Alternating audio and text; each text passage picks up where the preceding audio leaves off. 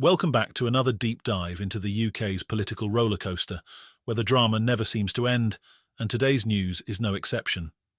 With every passing day, it seems like the pressure is mounting on Keir Starmer and his Labour government. Will he rise to the occasion, or are we witnessing the slow unravelling of his leadership? We've got the latest insider analysis and revelations that could reshape your view of the political landscape. But first, don't forget to hit that like button and subscribe for more political scoops, shocking developments, and the kind of news analysis you won't find anywhere else. Let's jump into today's top stories. Keir Starmer is facing mounting criticism as cracks begin to appear in his leadership, barely 3 months into his premiership. Fresh off the Labour Party conference, a significant analysis has emerged from a key political figure, polling expert Scarlett Maguire, who has shed light on what is fundamentally missing from Starmer's leadership. During a fringe event hosted by the Tony Blair Institute for Global Change, Maguire delivered some harsh truths. In her view, Starmer's conference speech fell short, and she pointed to the absence of one critical element that could make or break his tenure. Maguire, who serves as the director of the influential polling company JL Partners, didn't mince her words. She began by discussing the steep drop Labour has experienced in the polls since their landslide election win earlier this year. The polling expert noted that while Labour has been masterful at diagnosing the deep-rooted issues plaguing Britain, whether it's the housing crisis, economic mismanagement, or a broken healthcare system, they've yet to provide a solid, actionable plan on how they intend to fix it. What we were missing from Keir Starmer's speech today and from Rachel Reeves's speech yesterday was more detail, Maguire said bluntly. It's not that people want to be bored with policy specifics, but at the same time, they don't want empty announcements that they don't believe politicians will ever follow through on. This vagueness could spell disaster for Starmer's future as Prime Minister. A recent poll conducted by More in Common has shown a sharp dip in Labour's popularity. The once solid lead Labour enjoyed has now been slashed to just 4 points. To make matters worse, many voters are already convinced that Starmer will be a one-term Prime Minister, a far cry from the high hopes and optimism that followed his election victory. Despite this decline, the government continues to operate with a sense of urgency, but it's becoming clear that Starmer's vague promises may not be enough to sustain public support. Maguire's sharp analysis has cast a long shadow over Starmer's leadership. According to her, the public isn't just looking for a change from the Conservative Party, they're looking for a government with the competency and vision to fix what's broken. While Labour has done a commendable job at pointing out the problems, it has struggled to offer clear solutions. Starmer's conference speech, which could have been a rallying cry for the country, was instead seen by many as thin on substance. For instance, the Prime Minister's announcement of GB Energy being set up in Aberdeen was a move aimed at bolstering support in Scotland, but critics argue that it lacked the policy depth needed to reassure the public that this is part of a larger, coherent strategy. It was a start, but for many, it wasn't enough.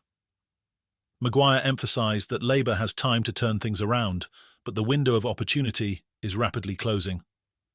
There's no effective opposition right now, she remarked, and they're only 3 months in, so they definitely have time. But to turn it around, they need to give voters more than just talk.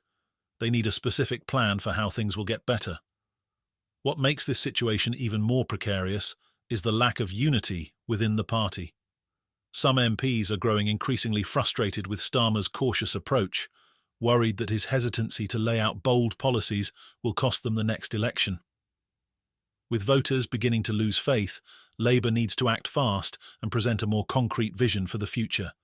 However, there is one area where Starmer has managed to hold on to some goodwill: his handling of certain controversies.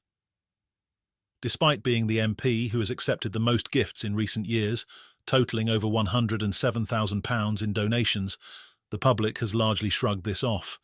This contrasts sharply with the sleaze allegations that engulfed the Conservative Party, suggesting that Starmer still has some political capital left. But it's not just polling numbers that are causing headaches for Starmer. Recent riots across the UK, driven by anti-immigration sentiment, have tested the Prime Minister's ability to manage domestic crises. The unrest, which saw violent attacks on mosques and refugee housing, required swift and decisive action. Starmer responded by launching a major crackdown, which has resulted in over 1,200 arrests and nearly 800 charges being brought forward, His tough stance has won him rare praise from voters, as many saw it as the kind of leadership the country desperately needs. In a speech following the riots, Starmer made it clear that violence would not be tolerated under his government. He labelled the rioters as violent thugs and forcefully rejected the idea that those concerned about immigration should be equated with those committing acts of violence. His message was clear. While immigration is a valid issue to debate, there is no room for racism or lawlessness. This strong rhetoric has won him some much-needed support, especially in the wake of criticisms over his more ambiguous policies. However, while Starmer's hardline approach to the riots has resonated with voters, it's not enough to reverse Labour's downward trend in the polls. The public is looking for a more comprehensive set of solutions, not just quick fixes to isolated incidents. Starmer has also tried to shore up his standing by tackling the issue of homelessness, particularly among military veterans. During an interview with GB News, the Prime Minister promised that all veterans would be guaranteed housing under his government. Starmer claimed that his administration has made a significant breakthrough, allowing them to unlock a real step forward on homelessness. However, as with many of Starmer's promises, critics remain sceptical about whether this is just another soundbite or a genuine commitment backed by resources. Starmer's government insists that it has taken the tough decisions needed to make this housing guarantee a reality, but housing experts and charities are already raising concerns. They argue that without addressing the broader housing shortage, these promises could ring hollow. Starmer needs to prove that his plans for veterans are part of a larger strategy to tackle homelessness across the board. And then there's the shocking debacle with Labour's early release scheme. In a major Ministry of Justice blunder, nearly 40 prisoners were mistakenly released early due to administrative errors. Although most of the prisoners have been recaptured, 5 remain on the loose, causing widespread public concern. This is yet another sign that Labour is struggling to manage key aspects of governance, and it's a story that the media won't let go anytime soon. Critics of the government's controversial early release scheme argue that this is just the latest example of Labour's inability to handle the nation's growing prison crisis. The overcrowding in British prisons has reached such a critical point that drastic measures were taken to ease the pressure. However, the fact that dangerous criminals were mistakenly set free has dealt a severe blow to the government's credibility. The challenges are mounting for Keir Starmer, and while the cracks in his leadership are becoming more visible, his time to fix them is running out. With each passing day, the public's patience is wearing thin. Starmer's government has shown strength in certain areas, such as his tough stance on the riots and his promises to tackle homelessness, but these isolated victories won't be enough to sustain his leadership if the broader issues remain unaddressed. What's clear is that Labour can't afford to coast on the goodwill of their election victory any longer.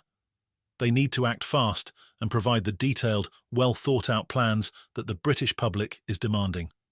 If Starmer continues to avoid giving specifics on how he intends to solve the nation's problems, he risks being remembered as the Prime Minister who won big but delivered little. So, what's your take? Can Starmer pull Labour out of this nosedive, or is his leadership already on borrowed time? Let us know your thoughts in the comments, and don't forget to like, subscribe and stay tuned for more political analysis.